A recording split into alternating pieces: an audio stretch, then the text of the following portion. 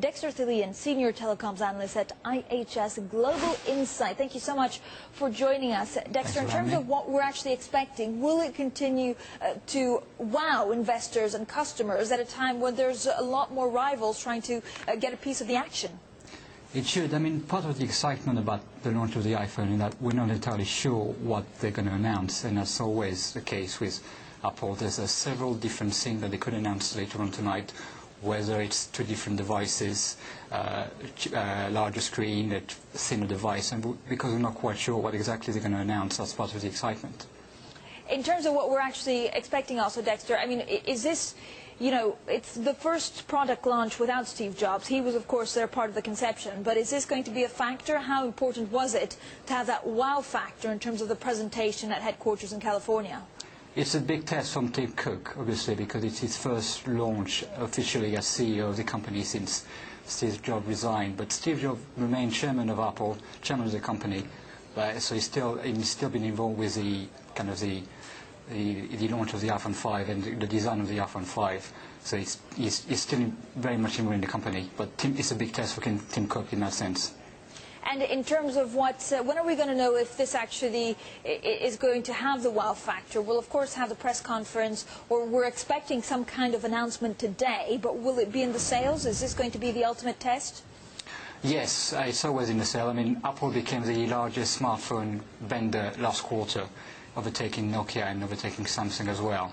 So it wants to remain number one in that space. So it's going to be on sale. It's obviously launching it now because it wants to use the kind of the holiday season and 4Q factor to sell a few more devices. But it's obviously going to depend what exactly they're going to launch, whether they're going to launch several different devices, one cheaper version for more emerging market, one Chinese-specific version for kind of the China mobile network, which is the largest mobile in China with over 600 million subscribers, and what kind of specification you're going to announce. Has been talks of voice recognition and the larger screen and other things like that, and thinner device. So it really depends what Apple is going to announce later on tonight. And you were actually telling me really the several factors contributing to the hype around this new phone, but will it be enough to wow like it did last time? Yes, it should, because Apple's got that brand name behind it. It's got customer loyalty behind it. I mean, I think most current iPhone user will go and upgrade to the next iPhone 5, so that's not really much of an issue in that sense. And many other smartphone customers will look at the iPhone and see what it offers, and it's obviously got the entire ecosystem around it. And obviously the launch also this quarter of the iCloud, we are seeing as even more a bigger strategic value than the launch of the device.